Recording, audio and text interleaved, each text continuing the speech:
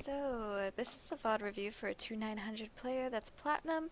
They play Tracer throughout the entire video, and they're on PS4. Unfortunately, this game was a defeat, and they were in the group chat, voice chat, the entire time with their duo.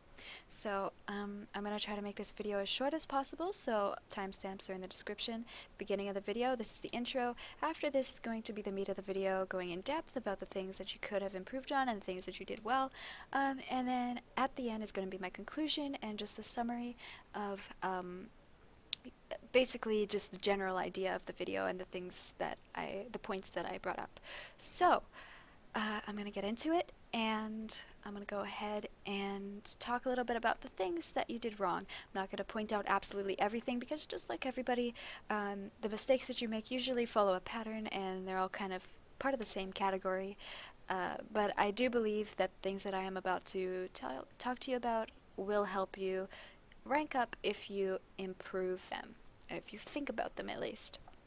And I'm sure you are, because they are very basic ideas, but people don't always connect with what they think after they have died in a game or after they have lost a match.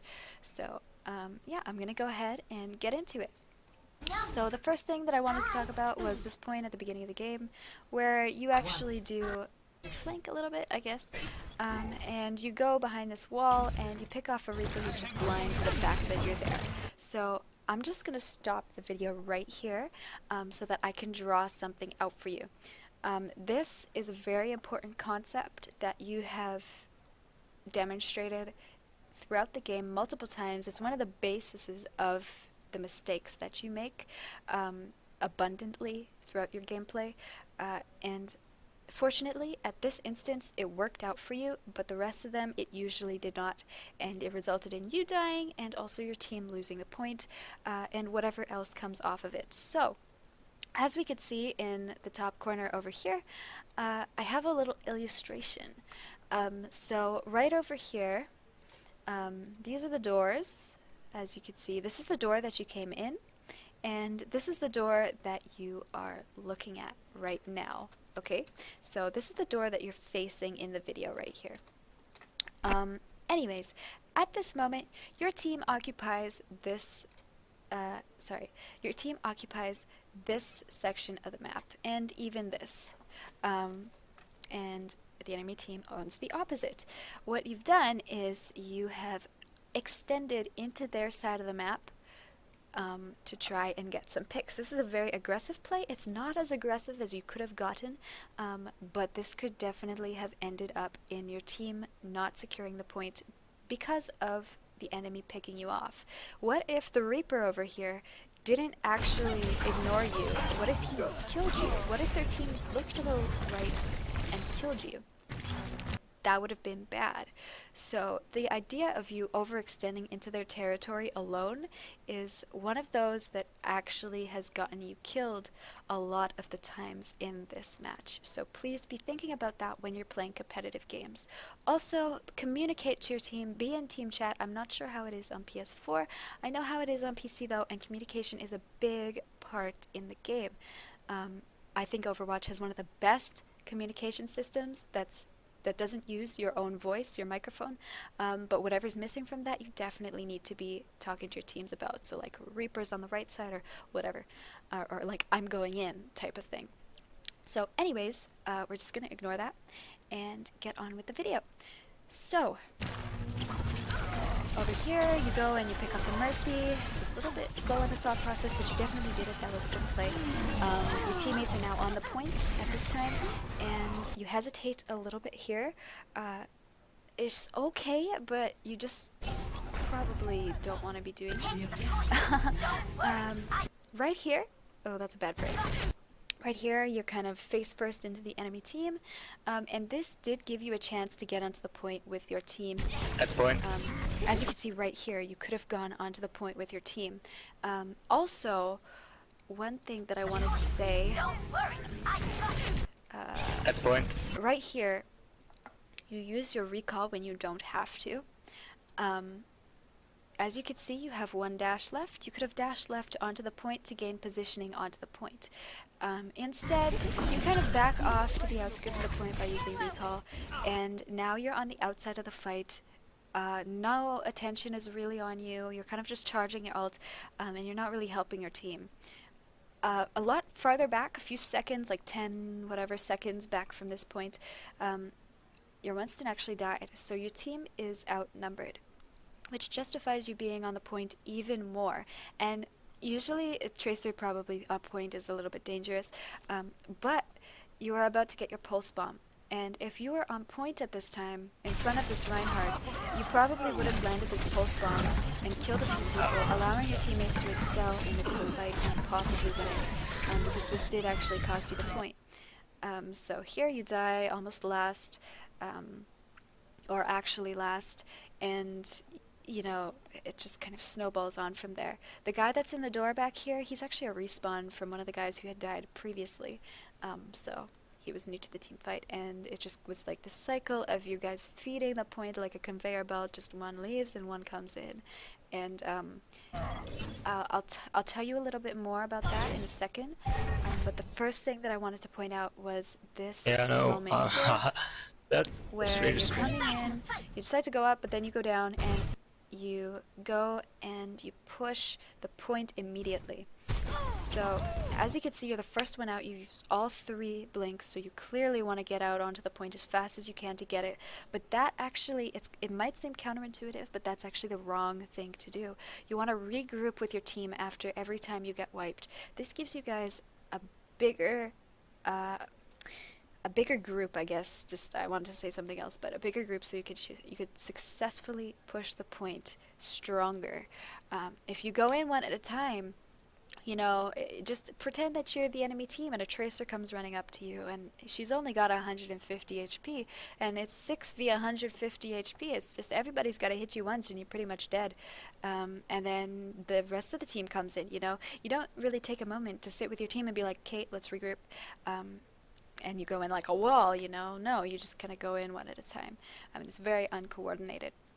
So you go in and you ignore this Reaper that was just on the side here.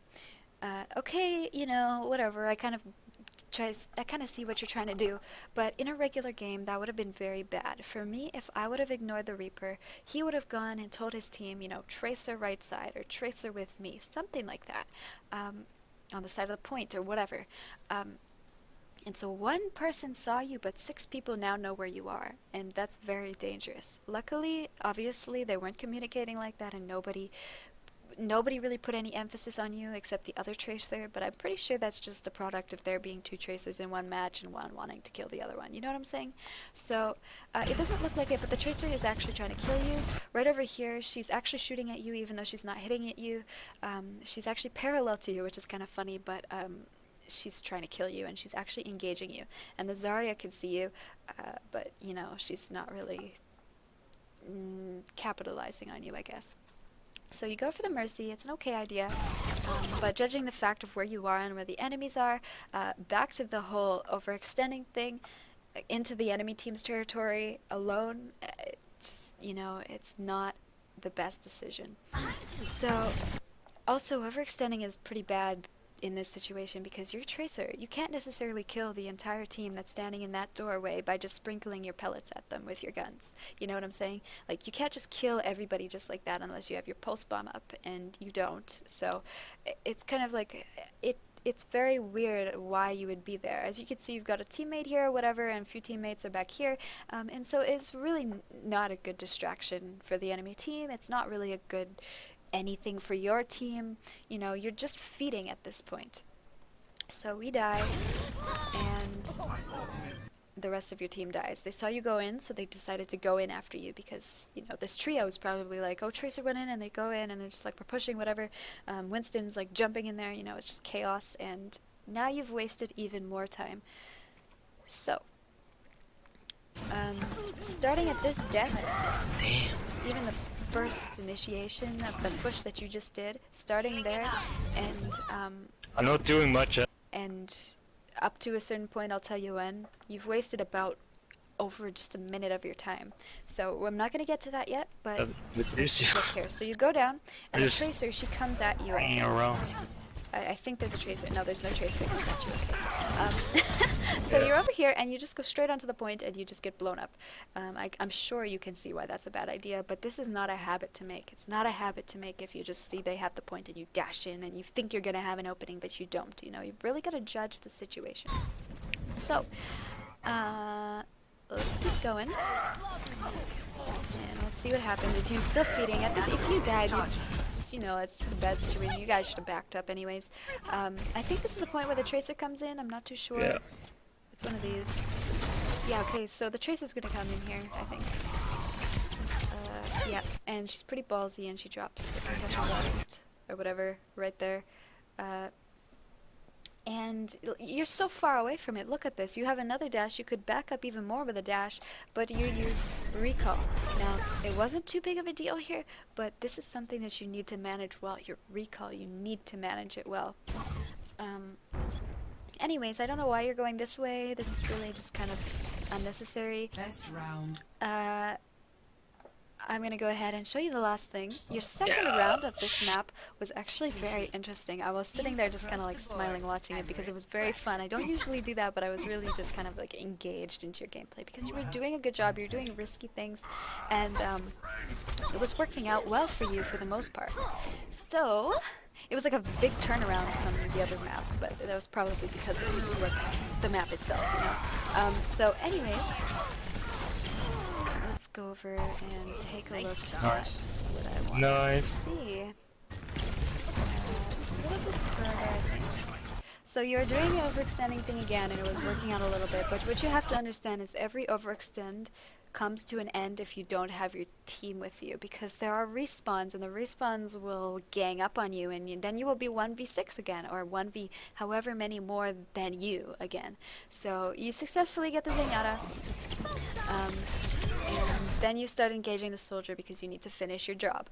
Unfortunately, you could have just ran back at this point, found a way to get back without getting blown up, because the Mercy's respawning, you know, the Lucio is respawning, everybody else who got killed, the Zenyatta, they're respawning, and the longer that you take to kill the soldier, the more time they have to actually aim at you and shoot you and their bullets to get to you. So just keep that in mind. Also, you go and you... Get back, dude. This guy says, "Get back, dude." Your teammate, and you probably should have listened to him because you have 4 HP. Yes, you did win the fight, but anybody could breathe on you and you would die. So just if your team tells you something, also a good reason to be in team chat, just make it that that moment in your mind where you just devote yourself to That was this sick. task of being there for your team and getting back for your team.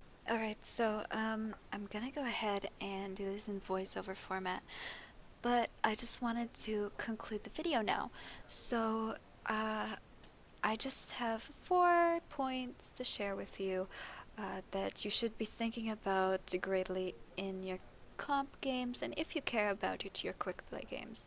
So if you actually took time to watch the video, I may not have pointed out every single moment where these things happened, but you need to be watching your positioning. During your game, you need to be thinking, where am I? Where should I be? If I am here or if I am over there, what outcome will there be? Will I be able to handle being in this position? What will I do if I can't handle being in this position? So those are very important things to think about. Positioning is huge, and everybody struggles with it. The next thing is the management of your skills, your hero, if you should blink, if you should dash, if you should jump, if you should run sideways, if you should use your recall, because your recall is huge and you do blow it a few times when you don't have to. And if you can save your very expensive skills, it's very rewarding, and I'm sure you would have figured that out if you've ever been like 1v however many on point and you're trying to stall it. So the next part is communicating with your team, being there in team chat, being just constantly calling things out and really being watchful of everything around you and telling people what you see, because if you don't see it, chances are somebody else did, and if they would have called it out, you would have seen everything. Like you really need to know what's going on around you for you to be able to position yourself in the game field and be successful. Because as you know, with very new players, they run out there and they start shooting, and as soon as they start being able to manage where they are, they start being annoying and they start making people tilted and they start getting better at the hero and they start figuring out, like, it just snowballs from there. And that's how you grow your heroes. Positioning, and knowing what's around you and communicating sometimes. So the next point that I needed to say, oh god, I might have forgotten it. So, communication, your skills, and positioning. There was one last one that I wanted to talk about. And I have forgotten it. Oh, right. So, the last thing that I wanted to talk about was being aware of when the enemy team is respawning, when your team is respawning, when your team's ultimates are coming up, and when the enemy team's ultimates are coming up.